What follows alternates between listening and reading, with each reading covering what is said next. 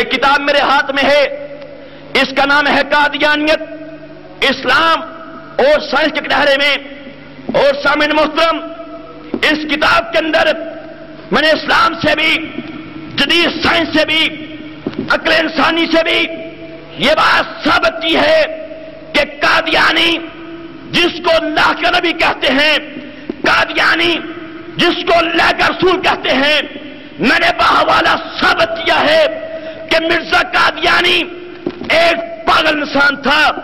اس کی کھوپڑی کے اندر دماغ نام کی کوئی چیز نہ تھی۔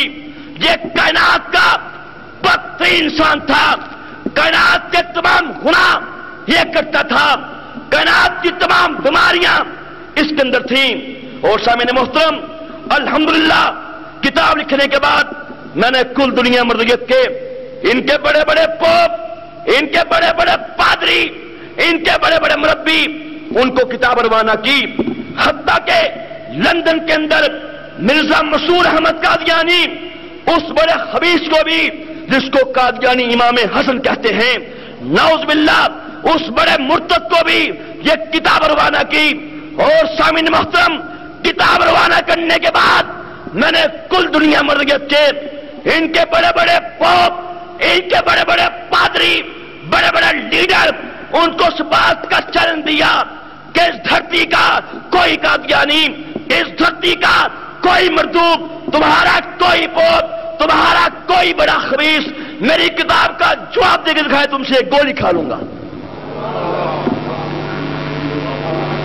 الحمدللہ کتاب کا جواب دینا تو بڑی دور کی بات، آج تک کتاب کی ایک لائن کا جواب بھی نہ آیا۔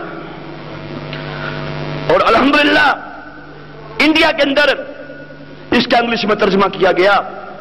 جب ٹرانسلیشن ہونے کے بعد یہ کتاب ابروڈ کنٹریز میں پہنچی، امریکہ پہنچی، انگلینڈ پہنچی۔ الحمدللہ سینکڑوں مرضیوں نے اس کتاب کا مطالعہ کرنے کے بعد مرزائی مذہب پہ تھوک دیا اور دار اسلام میں داخل ہو گئے۔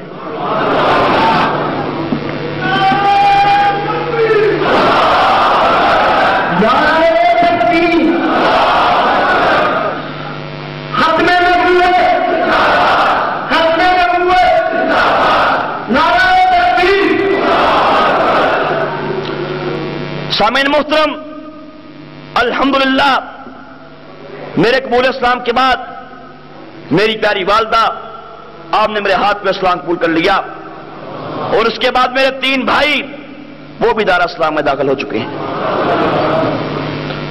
سامعین محترم، جب میری پیاری والدہ کا وقت آخر آیا، آپ نے مجھے پاس بلایا اور آپ فرمانے لگیں کہ میرے بیٹے، الحمدللہ میں مرزائی مذہب پہ تھوک چکی ہوں اور دار اسلام میں داخل ہو چکی ہوں، تمہیں وصیت کرتی ہوں اگر میں مر جاؤں، میرے مرنے کے بعد کوئی قادیانی چاہے تمہارا باپ سامنے آ جائے میری چارپائی کے پاس بھی نہ آئے، اور کوئی قادیانی میرا جنازہ نہ پڑھے۔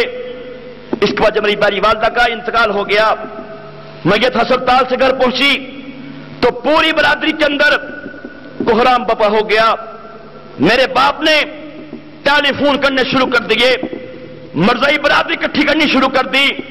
مرزائی پوپ سے کہا تم بھی آ جاؤ، مرزائی قبرستان کے اندر قبر کا آرڈر بھی کر دیا۔ لیکن سامعین محترم، میں نے بھی اپنے باپ سے کہہ دیا کہ ایک بات تو بھی کان کھول کے سن لے، میری پیاری والدہ آپ مسلمان تھی، آپ کی مجھ کو وصیت تھی کہ کوئی قادیانی چاہے تمہارا باپ سامنے آ جائے میری چارپائی کے پاس بھی نہ آئے۔ اور ایک بات آج کان کھول کے سن لے، اگر آج تم نے کوئی جرت کی، اگر آج تم نے کوئی کمینگی کی، میں تیرا لحاظ نہیں کروں گا، تجھے مار گراؤں گا، اس کو تری نہ سمجھنا۔ بعضوں نے کہا یہ تو آپ نے بڑی سختی کر دی، باپ کی بڑی توہین کر دی، بڑی گستاخی کر دی۔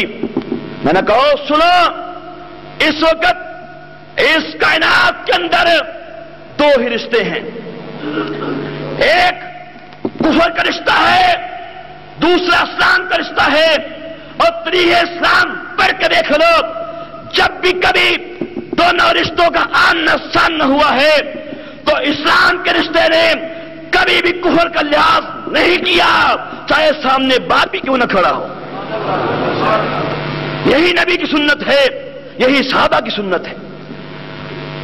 سیدنا صدیق اکبر رضی اللہ تعالیٰ عنہ کا باپ ابو قحافہ ابھی اسلام قبول نہیں کیا کہ میرے کریم آقا کی شان میں نازیبہ کلمات کہہ دیے، سیگر پٹھے سگے باپ کے اوپر تھپڑ سیدھ کیا، باپ گر پڑا۔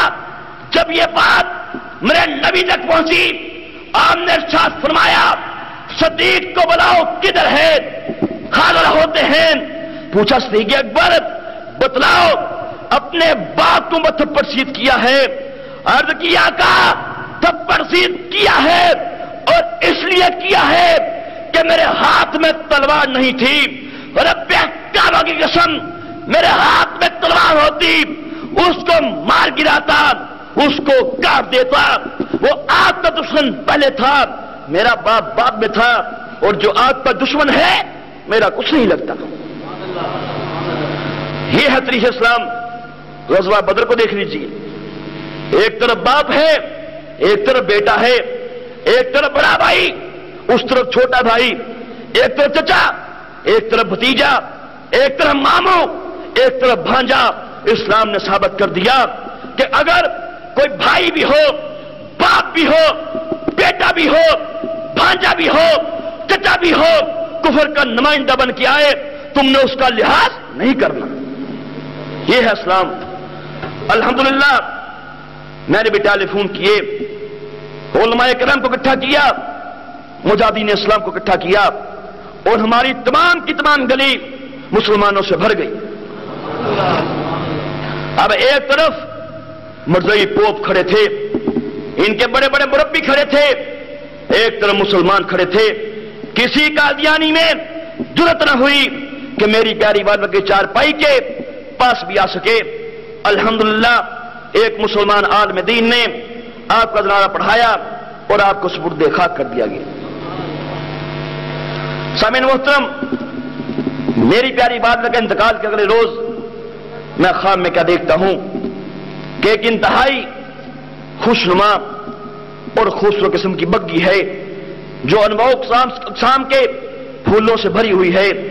میری پیاری والدہ اس بگی میں تشریف فرما ہے، اور جس جانب وہ جنازہ آج میں سفر ہوا تھا وہ بگی اسی طرف رواں دوا ہے۔ میری پیاری والدہ آپ مسکرا رہی ہیں اور ہیں، الحمدللہ۔